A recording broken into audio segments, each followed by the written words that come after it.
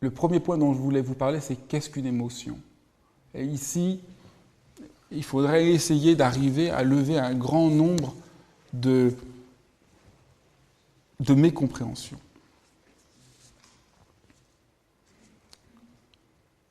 Ce que vous avez découvert, ce qu'on peut découvrir par la pratique de la méditation, c'est comment les émotions ne sont pas autre chose que des pensées un peu plus vives, un peu plus colorées, mais que ce sont des pensées. Quand on est en colère, c'est un événement mental. Quand on est passionné, c'est un événement mental. Quand on a un besoin d'avoir plus, qu'on sent qu'on manque de quelque chose, qu'il faudrait qu'on reçoive un peu plus d'affection, d'argent, de nourriture, de chocolat, de câlins, enfin, peu importe.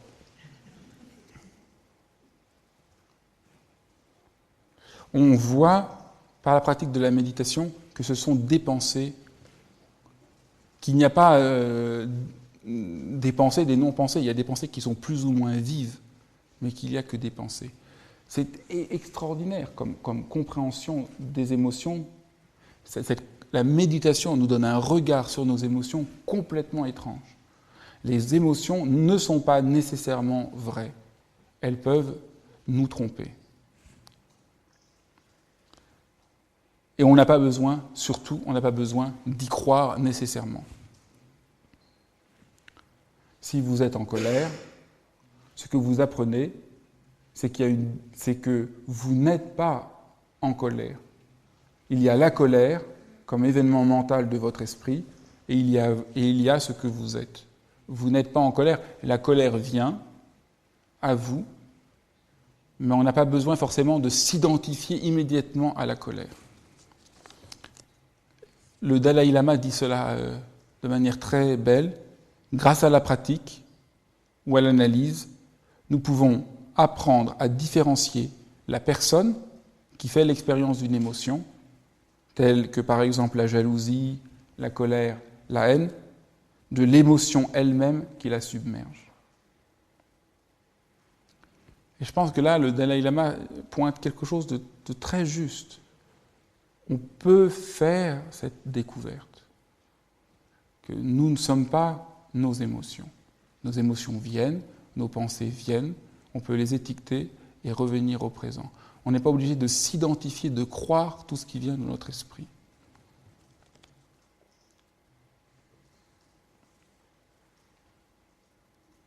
Ça, c'est vraiment un enseignement de base. Vraiment, là, je vous donne vraiment la base la plus simple des enseignements bouddhistes. Et là, ce que je voudrais souligner, c'est qu'en général, souvent, c'est pas du tout compris, ça, cet enseignement. On croit que ça veut dire qu'un bon bouddhiste ne ressent pas ses émotions. C'est pas du tout ça. Il ne s'agit pas de ne pas ressentir ses émotions, mais de ne pas les prendre trop au sérieux. Et dire « Ah oui, c'est juste une émotion, moi je suis là, les émotions sont là », ce serait juste créer une autre dualité, c'est pas du tout ça qu'il s'agit de pointer. Mais on n'a pas besoin de s'identifier absolument à nos émotions. Vous comprenez? C'est tellement libérant.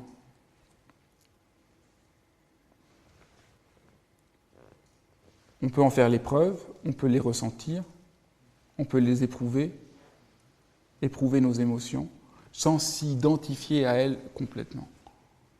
Et ça, on pourrait dire, voilà comment le Dharma parle des émotions et essaye de nous montrer un autre rapport que celui habituel que nous avons avec elles. Maintenant, je vous ai dit que le cœur le sens de cette semaine était d'essayer de penser un bouddhisme pour l'Occident. Et dans ce chemin, dans cette voie, je me suis dit qu'il serait intéressant d'essayer ici de voir qu'est-ce que peut dire l'Occident des émotions quand la philosophie ou la pensée occidentale essaye d'avoir un rapport où l'émotion n'est pas l'émotion du moi. Et je pense que c'est intéressant, même si ça peut être un tout petit peu, ça peut vous sembler un tout petit peu difficile, mais nous avons la croyance. Si je vais parler maintenant un tout petit peu de philosophie, c'est parce que, sans que vous vous en rendiez compte, vous êtes tous tellement entièrement traversés par la métaphysique. Alors, c'est une grande nouvelle que je vous annonce. Peut-être que vous ne savez même pas ce que veut dire le mot métaphysique. Eh bien, je peux vous dire, vous êtes tous complètement, entièrement envahis, traversés, imprégnés de métaphysique. Et surtout ceux qui n'ont jamais entendu même le mot. C'est-à-dire que nous vivons dans une atmosphère intellectuelle qui est l'héritage de siècles de rapport au monde, et que même si vous ne le voulez pas, c'est comme ça que vous êtes éduqués. Et quelle est la manière dont nous sommes éduqués? La manière dont nous croyons, c'est que nous avons un moi et une subjectivité, et que nous avons des émotions, et que nous avons la subjectivité à exprimer ces émotions à l'extérieur. Et ça, c'est le socle de notre manière d'avoir rapport au monde. Les émotions sont quelque chose que je ressens et que je vais exprimer. Alors, les enseignements bouddhistes disent pas du tout. D'abord, on met en question un peu ce moi, on essaye de montrer qu'il y a une distance, comme je vous l'ai dit il y a quelques minutes en vous citant la phrase du Dalai Lama, qu'il y a une distance entre soi et les émotions et que cette identification n'est pas valide. On pourrait dire que philosophiquement, certains penseurs qui ont essayé de déblayer un peu le terrain de cette croyance si profondément ancrée en chacun d'entre nous, ont essayé de dire non, non, non, si on veut comprendre les émotions, il faut sortir de la subjectivité. Ou si vous voulez, de la distinction entre subjectivité et objectivité. On pense spontanément que objectif, c'est vrai, c'est scientifique, c'est prouvé, je caricature un peu, et subjectif, c'est ce que je ressens, ce que je vis, ce que j'éprouve. Et peut-être que ce n'est pas du tout vrai. Peut-être que ça, c'est la croyance, une croyance que nous avons, qui nous empêche d'entendre ce que peut être une émotion. Peut-être que, pour prendre l'exemple de la colère, c'est pas du tout je qui éprouve la colère. Peut-être que ça, c'est pas du tout la vérité de l'expérience humaine véritable.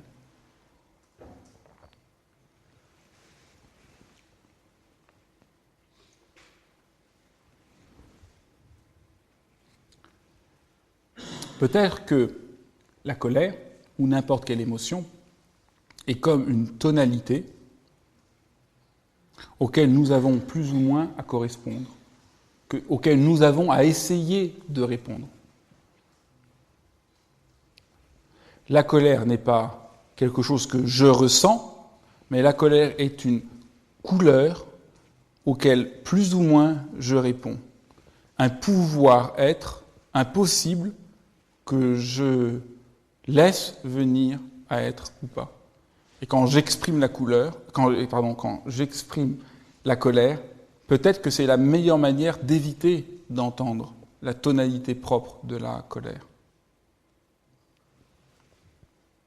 Nous pensons que soit je vais exprimer ma colère, parce que je suis en colère, soit je vais ne pas surtout l'exprimer, ne pas la sentir et l'écraser parce que c'est pas bien, mais on n'arrive pas à entendre une toute autre modalité qui serait d'entendre la colère comme une tonalité, une couleur, un morceau de musique auquel on doit répondre, trouver un rapport pour lui répondre.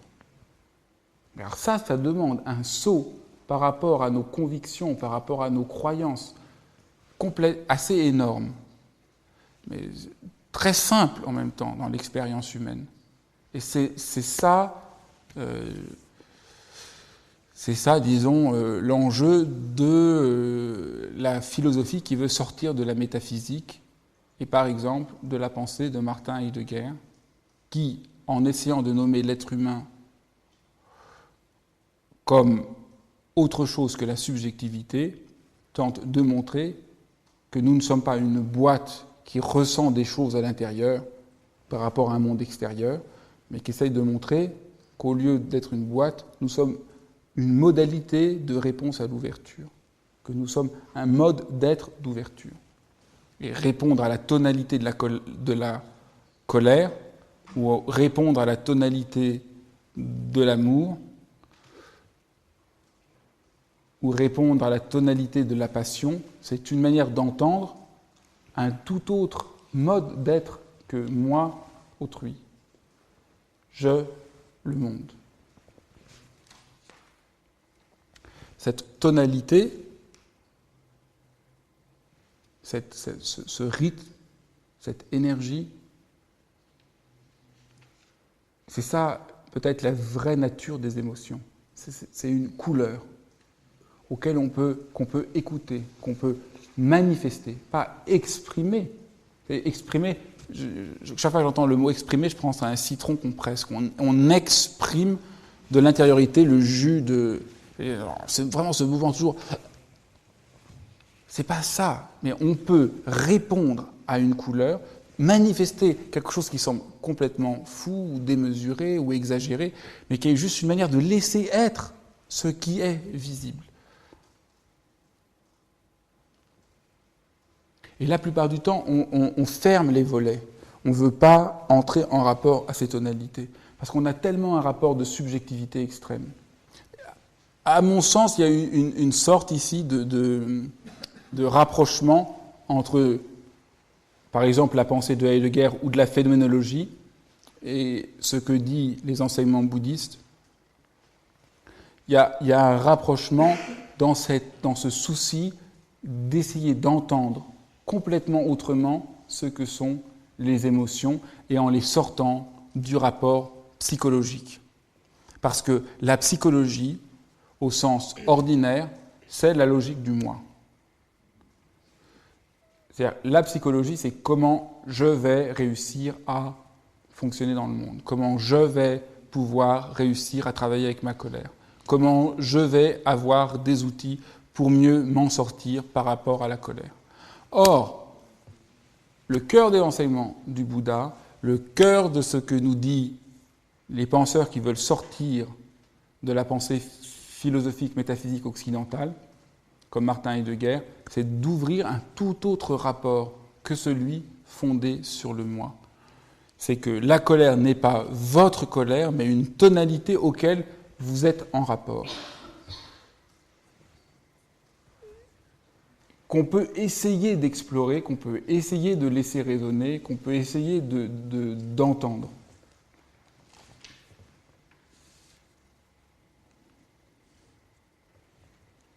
Vous comprenez, il y a deux voies. Soit vous apprenez à gérer la colère, et vous pouvez utiliser la méditation si vous voulez pour apprendre à gérer la colère, mais ce n'est pas moi qui va vous y aider. Soit vous pouvez apprendre à entendre ce que dit la colère du monde et de vous.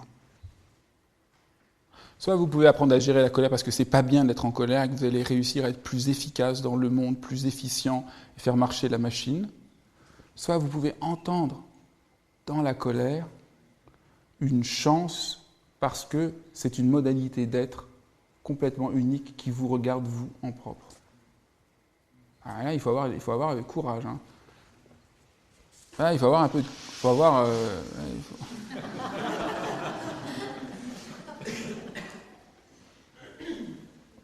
Ah, c'est une toute autre partie de plaisir, là. Il ne s'agit pas, là, de trouver des recettes pour s'en sortir. Il s'agit, là, d'être en rapport au réel pour de bon. Là. Il y a quelque chose au cœur du réel qui est profondément inouï.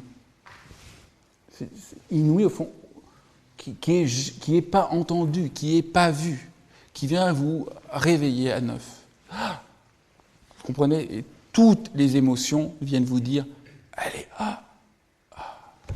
il y a quelque chose, il y a un sens, il y a quelque chose de plus vaste que votre esprit. » Le problème de la psychologie, c'est une compréhension, c'est étroit, c'est peut-être utile, efficace, confortable, c'est pas faux, ça peut vous aider, mais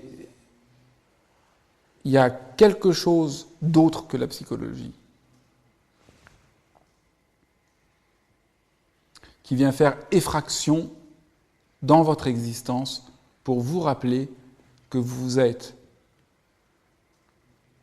les fils et les filles de l'espace, que vous êtes que vous êtes déjà engagé, vous savez, que vous êtes déjà engagé au sens presque anglais de engage, qui veut dire que vous êtes marié, vous êtes fiancé à l'espace. J'ai une bonne nouvelle ou une mauvaise nouvelle, mais vous êtes tous fiancés à l'espace. Ah.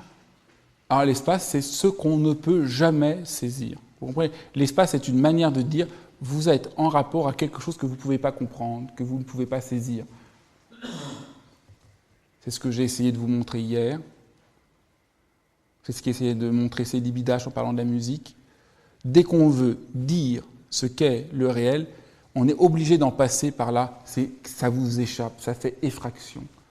Et les émotions sont un cadeau extraordinaire parce que ça ne cesse de faire effraction.